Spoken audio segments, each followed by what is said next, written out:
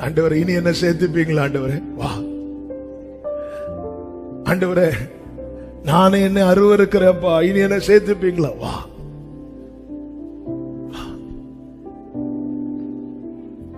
தள்ளாமல் ஆண்டவர் அழைக்கிறார். திரும்பி வா, நீ வா.